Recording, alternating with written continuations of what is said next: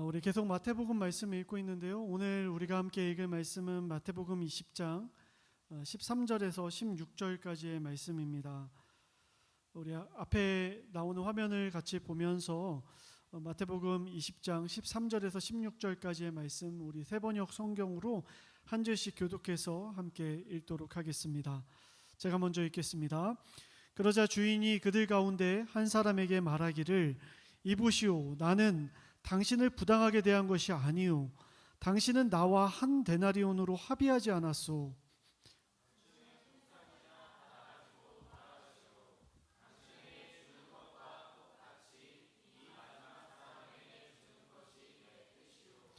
내 것을 가지고 내 뜻대로 할 수 없다는 말이요 내가 후하기 때문에 그것이 당신 눈에 거슬리요 하였다.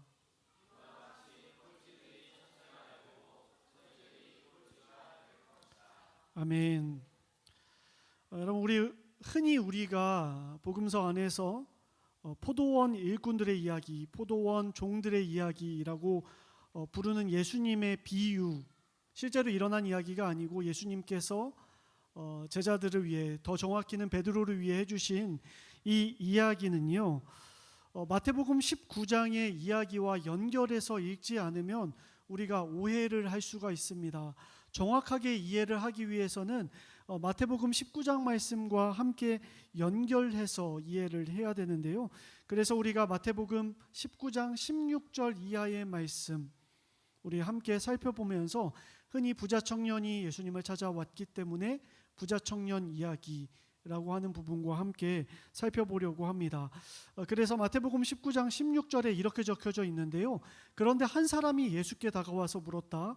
선생님, 랍비여, 내가 영원한 생명, 영생을 얻으려면 무슨 선한 일을 해야 합니까? 라고 이야기를 하죠.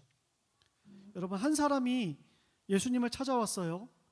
오늘날로 이 한 사람을 표현한다면 교회를 잘 다니는 교회 청년, 교회 오빠 정도로 이야기할 수 있을 것 같습니다. 19장에 나오는 묘사 그대로 제가 한번 설명을 해볼까요? 일단은 그의 삶이 분주하지 않았겠습니까? 바쁘고 할 일도 많고 챙길 사람도 많았겠죠.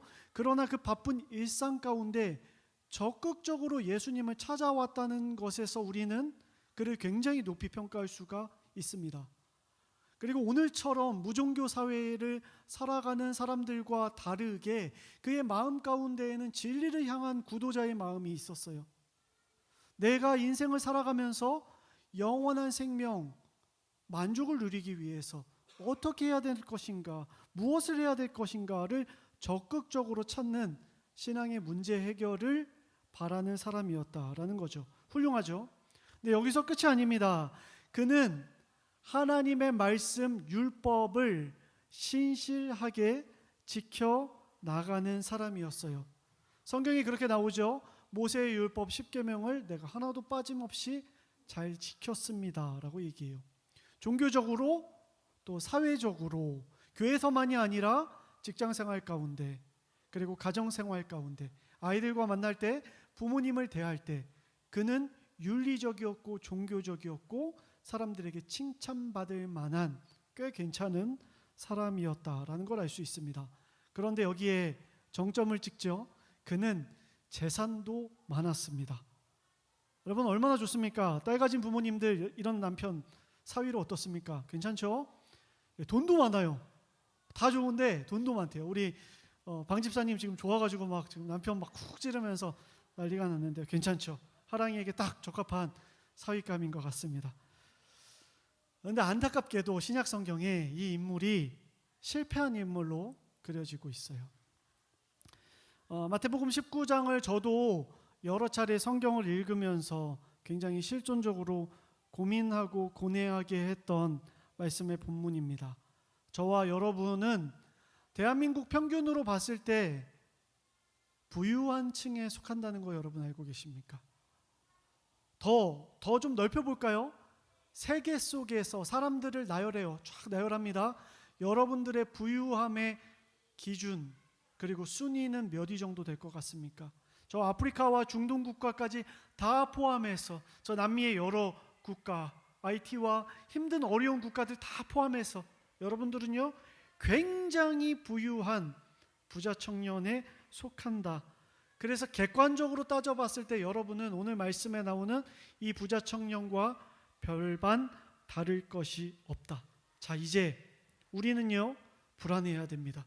왜냐하면 예수님이 말씀 가운데 건네셨던 그 메시지가 우리에게도 건네질까 봐 불안해할 수밖에 없다는 거죠.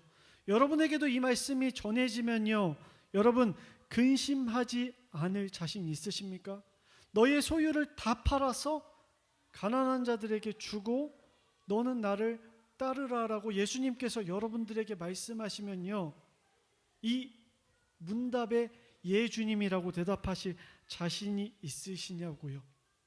저는 없어요. 예전에도 없었고 지금도 없습니다. 양용희 교수님이라는 분이 계십니다. 그분이 이 예수님의 질문을 뭐라고 표현했냐면 비현실적으로 보이는 요청이라는 워딩을 사용하셨어요. 저는 이 워딩에 굉장히 위로를 받았고 굉장히 동의를 표했습니다. 맞습니다, 예수님. 예수님, 이거 너무 비현실적이에요. 다 팔라니요. 그럼 저는 뭐가 됩니까? 대체 저에게만 왜 그러시는 겁니까? 저기 많이 있는데 저한테만, 구도를 찾고 있는 저에게만 왜 이렇게 혹독하게 하시는 겁니까? 라고 이야기할 수 있죠. 그런데요, 여러분 말씀에 그렇게 적혀 있어요. 그리고 저에게도 그렇게 적용할 수 있잖아요. 제 마음이 막 어려운 거예요. 어떡하지? 그리고 이렇게 결론을 내렸습니다. 성경에 적혀 있지는 않지만 아마 이 청년이 겉으로는 착한 척하고 윤리적이고 종교적이고 사회적으로 칭찬을 받지만 속으로는 심각하게 하나님을 사랑하는 마음보다 돈을 사랑하는 마음이 골마 있었을 거야. 돈 중독자 분명해. 그래서 예수님께서 그거 콕 집으신 거야. 여러분 어떻게 생각하십니까? 하루 이틀은요 사람 속일 수 있어요. 그런데 꾸준하게 보여지는 모습 보면 다 드러납니다. 위장하지 못해요. 저는요 이 청년의 삶이요 진짜 진리를 찾는 하나님 앞에 신실한 청년이었다고 생각을 합니다. 교회 오빠, 교회 청년 맞다고요. 그런데 왜 예수님은 이 청년에게 이렇게 무리한 비현실적인 요청을 건네신 것일까? 제자들한테는 그러지 않으셨잖아요. 기다리셨잖아요. 그 관대하셨던 분이 왜 이 청년에게만 꼼짝달짝 못하게 하신 것일까? 여러분 16절 말씀을 다시 한번 볼까요? 이렇게 나오죠. 한 사람이 예수님께 왔습니다. 선생님, 내가 뭘 해야 됩니까? 내가 뭘 해야 됩니까? 여러분 질문 가운데 답이 있는 경우가 굉장히 많습니다. 질문을 잘 보십시오. 내가 영생을 얻기 위해서 무슨 선한 일을 해야 됩니까? 예수님께서 대답하시죠. 어찌하여 너는 나에게 선한 것을 찾고 있느냐? 선한 분은 오직 여호와 하나님 한 분뿐이시다. 즉 너희에게서 선한 것이 나올 수 없고 하나님께서만 선하게 하실 수 있다. 세상 그 누구의 공로와 의지로도 선하게 일할 수 없다. 여러분 유대인들에게 있어서 특별히 고대 근동사회 1세기에 있어서 또 그 전부터 구약 성경에도 보면요 부유함이라는 것은 하나님의 복의 상징이었어요. 여러분 아브라함이 그랬죠.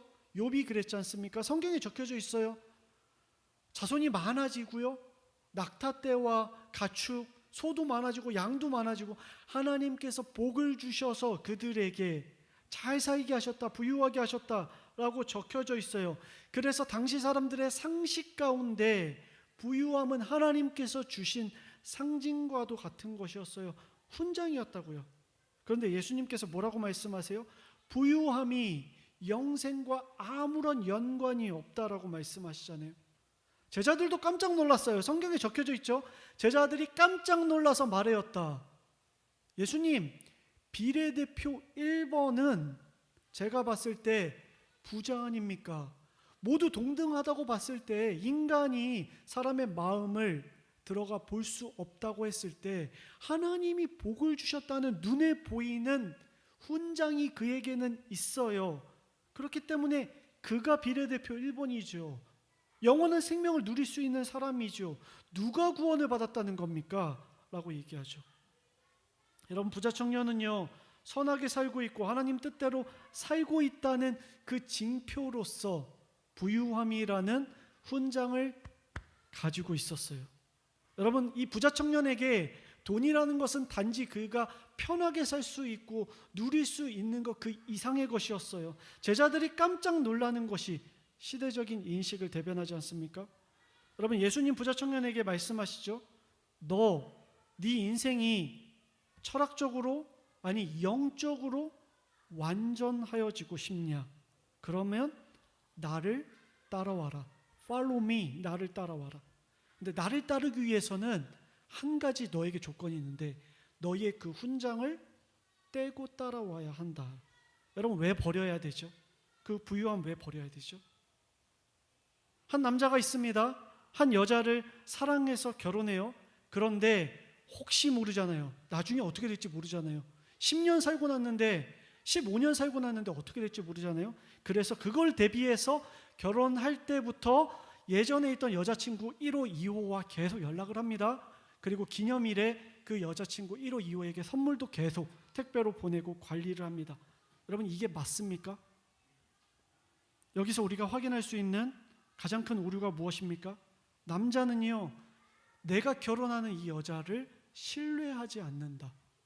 즉, 사랑하지 않는다. 예수님께서 나에게 영원한 생명을 주신다. 그것을 신뢰하지 않는다. 제2의 제 삶의 훈장과 안전한 보험이 필요하다. 그거 아니다. 너가 구원을 위해서 붙잡고 있는 다른 것들, 다른 상징과 다른 훈장들 다 내려놓아라. 나를 따라오려거든 너가 의지하고 있고 너의 마음을 편안하게 하는 거, 그거 다 내려놓아라. 여러분, 한번 상상해 볼까요? 부자 청년이 만약 자기가 가지고 있는 거 다 팔았어요. 가난해졌어요. 그 마을에서, 그 고을에서 그 부자 청년에게 어떤 일이 일어났을까요? 사람들이 수군거렸겠죠. 하나님이 저 청년을 버리셨어. 성경에 그 증거가 있죠. 욥이 그랬지 않습니까? 욥의 친구들이 이야기하죠. 너 하나님 앞에 혹시 뭐 잘못한 거 있는 것 아니야? 너가 모르게 죄진 거 있는 거 아니야? 막 의심하면서 욥을 몰아가잖아요. 여러분, 이런 사회적인 평판과 인지도를 받아도 나는 상관없어. 나는 예수님께 베팅할 수 있어. 여러분, 단지 돈을 사랑했다는 것이 문제가 아니에요. 예수님을 전적으로 100% 내 순도 100% 모든 것 다해서 신뢰하지 못했다는 것. 내가 그리스도인으로 완전히 그 안에 들어갔지만 그럼에도 불구하고 여전히 예수님을 신뢰하지 못하는 마음이 있다는 것. 여러분, 우리가 기독교인이 되면서 무엇을 합니까? 세례를 받고 침례를 받죠. 물에 완전히 푹 잠깁니다. 그 의미가 무엇입니까? 내가 예수 그리스도로 인하여 완전히 죽어버리고 예수 그리스도 안에서 다시 산다. 예수님 아니면 다른 건 나띵이다. 아무것도 아니다. 기독교인이 된다는 걸 오늘날 가볍게 생각하는 사람들이 있는 것 같아요. 바울이 이야기하죠. 내가 그리스도인이 된다는 것은 내가 이전에 알던 것들을 배설물로 여긴다. 오늘날의 말로 말하면 좀 심한 것 같지만 아니요. 개똥으로 여겨버린다. 아무것도 가치 없는 것으로 여긴다. 그리고 그리스도 예수 안에서 내가 보화를 발견하고 그것이 나의 모든 것 된다. 여러분, 이 어마어마한 고백을요, 여러분들 다 하셨다고요. 예수 안에서 길을 찾는다. 여러분, 예수님께서 비유로 말씀하시죠. 천국은 밭에 감추인 보화와 같다. 어떡합니까? 성경에 적혀 있죠. 모든 거를 다 팔아서 그 밭을 사버립니다. 요만큼 쟁여놓고 20% 깎아주세요. 아니요, 다 팔아서 그 밭을 사요. 왜요? 그것만으로 내 인생은 충분하기 때문에. 그 안에 담겨있는 그 보화가 나를 충족시키고도 남기 때문에 더 이상 필요 없어요. 여러분, 내 인생을 완벽하게 만들어줄 남자를 만나고요, 여자를 만나죠. 이전에 알던 것들을 배설물로 여기고 내 인생의 모든 걸 다 팔아서 그 여인을 사고 그 남자를 삽니다. 왜요? 그러면 내 인생은 완벽해지고 완전해질 거기 때문에. 여러분, 예수와 견주어 다른 것을 아무것도 아깝지 않아야 한다. 예수님께서 부자 청년에게 말씀하신 건 너가 기독교 사회주의 국가를 이루어라, 모든 거 다 나눠 갖고 평등하게, 그런 개념이 아니에요. 너 안에 있는 거 다 내놓고도 나를 따를 수 있느냐. 완전함을 위해서 너가 들고 있는 보험 다 해지해라. 그거 다 버리고 내가 안전하니까, 완전하니까 나를 따를 수 있겠니? 라고 물어본 거죠. 여러분, 근데요, 그때 그 얘기를 듣고 있던 베드로가 질문합니다. 예수님, 저는요, 그리고 우리 제자들은요, 예수님을 그렇게 따랐습니다. 여기까지만 했으면 베드로 참 멋있었겠죠? 성경에서 참 멋지게 그래 베드로 잘했다라고 끝났을 거예요. 근데 베드로가 질문합니다. 예수님, 근데요, 우리가 그러면 무엇을 받을 수 있습니까? 라고 질문을 해요. 제가 예수님이면 속 터졌을 것 같아요. 내가 그렇게 하나님 나라를 가르치고 하나님 나라를 이야기하고 있는데 아직도 이해하지 못하느냐. 그러나 예수님께서는 친절하게 이 베드로에게 한 가지 예화를 들어서 말씀하시죠. 베드로, 포도원 주인이 있었다? 근데 포도원 농장이 한창 바쁠 때여서 일꾼들이 많이 필요했나 봐 하면서 이야기를 시작하시죠. 새벽 6시에 나가서 일꾼들을 불러옵니다. 가면서 구두 계약을 맺어요. 내가 너희들과 계약을 맺는데 한 데나리온에 너희의 폼삭스를 줄게. 사람들이 좋아합니다. 좋습니다. 주인님, 제가 당신의 농장에 가서 12시간 열심히 일을 할게요 하면서 막 좋아해요. 아마 거기에 뽑힌 사람들은 체격이 좋고 일을 잘하는 능력 있는 사람들이었을 거예요. 그런데 9시가 됩니다. 일하고 있는데 일꾼들이 또 와요. 어떻게 된 건지 알고 보니까 시장에 가서 주인들이 놀고 있는 일꾼들을 더 불러왔어요. 아마도 나이가 좀 있고 몸에 뭐 50견이 있거나 아니면 무릎이 좀 다친 사람이었겠죠. 왜냐하면 처음 6시에 불림받지 못한 사람이니까요. 그런데요, 12시에 또 옵니다. 3시에 또 와요. 여러분, 6시에 처음 불림받은 사람이 사람들, 일꾼들 올 때 기분이 어땠을까요? 기분 좋았을 겁니다. 내가 이만큼을 해야 되는데 내가 해야 되는 양이 n분의 1로 좀씩 주니까요. 일꾼들이 계속 옵니다. 우리 주인은 정말 마음이 넉넉한 사람인가 봐. 사람들 고용도 많이 하고 나 힘들지도 않고 너무 좋은 것 같아 라고 하면서 기뻐했을 거예요. 이제 1시간 남았습니다. 근데 오후 5시에도 그 주인이 시장에 가서 일꾼들을 찾고 있습니다. 그리고 그 일꾼들에게 이야기를 하죠. 당신에게 이야기하는데 내가 당신에게 적당한 값을 쳐줄 테니 우리 농장에서 일하지 않겠습니까? 라고 이야기를 해요. 여러분, 오후 5시에 온 노동자의 마음이 어땠을까요? 와, 다행이다.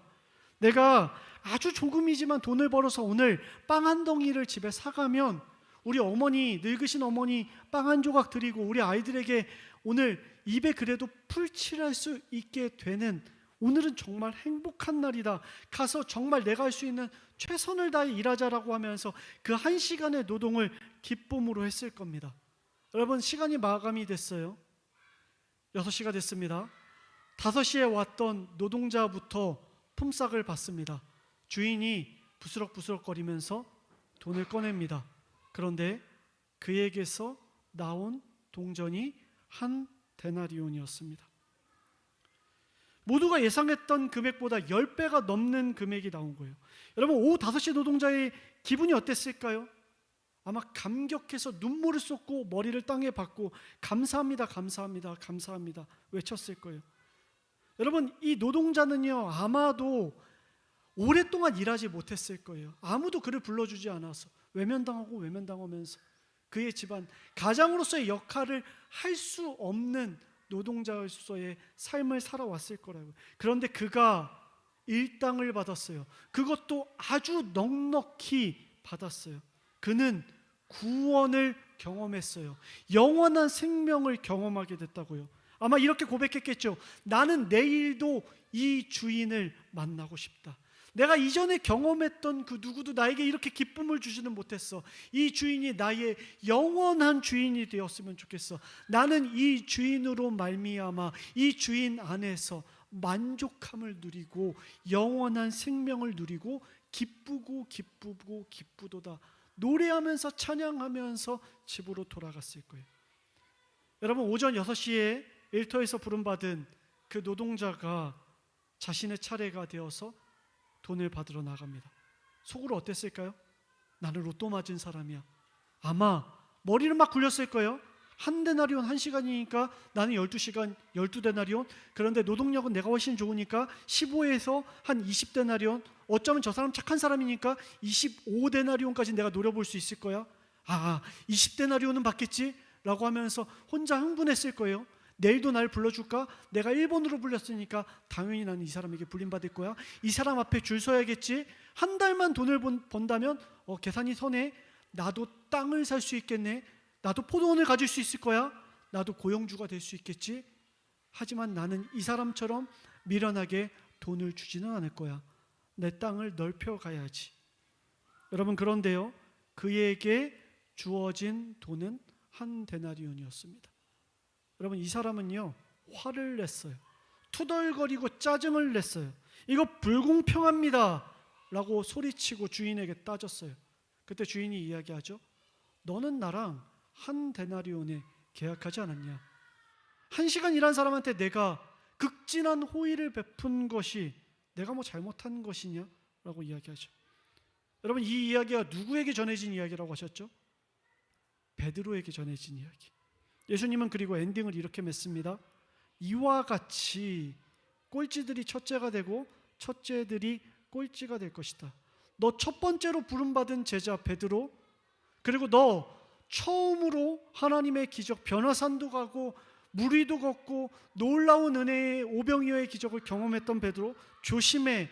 첫째가 꼴찌가 될 수가 있어. 그러면 우리가 무엇을 받겠습니까? 여러분, 이 질문 가운데 싹트고 있는 교만의 씨앗을 예수님께서는 보셨죠. 베드로의 의도 가운데 이런 의도가 있었죠. 제가 있습니다. 예수님, 부자 청년은 못했는데 저는 했습니다. 하나님 나라에 존재할 수 없는 그 비교의식을 가지고 비교하면서 저는 야고보와 요한과 다릅니다. 저는 저 부자 청년과 다릅니다. 그러니 주님, 제가 누릴 수 있는 데나리온이 몇 데나리온입니까? 한 20데나리온은 되지 않겠습니까? 여러분, 우리는요, 우리의 공로로 구원에 이를 수가 없습니다. 여러분, 우리의 노력으로 하나님의 사랑을 쟁취할 수 있습니까? 우리가 찬양 부르는 시간으로, 우리가 예배 드리는 횟수로 하나님의 그 어떤 영생에 이르는 길에 우리가 다다를 수 있습니까? 아니요. 선한 분은 오직 하나님 한 분밖에 없다. 우리에게서 선한 것이 나올 수가 없다. 하나님께서 말씀하시는 이 세상은 우리가 살아가는 세상과 완전히 거꾸로 뒤집어진 세상. 여러분, 꼴찌로 불리는 보잘것없는 일꾼이 주님 앞에 감사하며 선한 것이 주님 앞에 나옵니다라고 고백할 때 그는 첫째가 되고, 처음으로 불린 유능한 일꾼들이 주님 앞에 투덜거리며 따지고 공로를 셈할 때 그는 꼴찌가 될 수밖에 없다. 여러분 가운데 누군가는 최상위 노동자이실 수도 있죠. 하나님께서 많은 것을 주셔서 많은 달란트로 이 땅 가운데 사회에 기여하고 이바지하며 살아가는 분들도 계실 겁니다. 혹 그러지 못한 분들도 있을 수 있어요. 세상은 차별합니다. 세상은 줄을 세워요. 그런데 하나님 나라에선 딱 하나만을 봅니다. 하나님께서 주신 것에 신실한 자인가? 내가 가진 것으로 하나님 앞에 충성되이 일하는 자인가? 나에게 주어진 교회, 나에게 주어진 가정, 그리고 나에게 주어진 환경 가운데 하나님 앞에 아멘 할 수 있는 자인가? 주님 앞에 은혜로 감사하며 감격하며 집으로 돌아갈 수 있는 자, 천국으로 죽음으로 들어가는 인생을 살아갈 수 있는 자인가? 여러분, 이것이 우리가 드릴 영적인 예배이다. 부자 청년에게 예수님 하셨던 말씀 베드로에게도 동일하게 적용되죠. 하나님은 선하시다. 그 선하신 하나님이 너에게도 선하시다. 그러니 우리가 하나님 앞에 고백할 것은 오직 감사와 감격과 은혜의 고백밖에 없다. 여러분, 토끼와 거북이 이야기 아실 겁니다. 달리기를 하죠. 그런데요, 조건을 하나 정해볼게요. 토끼가요, 잠을 못 자요. 잠자려고 하면 심판이 계속 깨워요. 전기 충격기로 막 깨워요. 치익 해가지고 막 계속 일어나게 합니다. 죄송합니다. 동물 학대네요. 막 깨워요. 그래서 경쟁을 합니다. 여러분 누가 이길까요? 토끼가 이기겠죠. 무조건 토끼가 이기죠. 토끼가 잠을 안 자는데 거북이한테 치겠습니까? 그렇죠. 토끼 아니잖아요. 그죠? 그런데요, 거북이가 이길 수 있는 유일한 방법이 있어요. 물속에서 경쟁하면 거북이가 무조건 이겨요. 거북이의 홈그라운드가 되면은 이야기가 완전히 달라진다고요. 여러분에게 질문합니다. 여러분이 살아가는 세상이 하나님께서 주인 되시는 하나님 나라가 맞습니까? 여러분 세상 나라를 살아가고 계십니까? 아니면 하나님 나라를 살아가고 계십니까? 정말로 여러분의 인생 가운데 선한 분은 하나님 한 분밖에 없습니다라는 고백이 여러분의 매일 삶 가운데 노래되고 계십니까? 오후 5시에 부름받은 그 꼴찌 같은 내 인생 가운데 전적으로 하나님의 은혜로 생명과 같은 삶을 누리고 있습니다. 주님 행복합니다라고 노래하는 것이 여러분의 신앙의 고백입니까? 아니면 세상 사람들이 추구하는 그 욕망의 늪 가운데 허우적거리며 불평과 불만 가운데 살아가고 있습니까? 여러분 명심하시기 바랍니다. 여러분의 홈그라운드는 하나님 나라인 줄로 믿습니다. 그리고요, 물속에서는요, 거북이가 반드시 이깁니다. 승리는 자기 십자가를 지고 신실하게 꾸준히 걸어가는 사람. 세상이 패배자 같다, 미련하다 말할지라도 예수를 따르는 자에게는 반드시 승리의 면류관이 있는 줄로 믿습니다.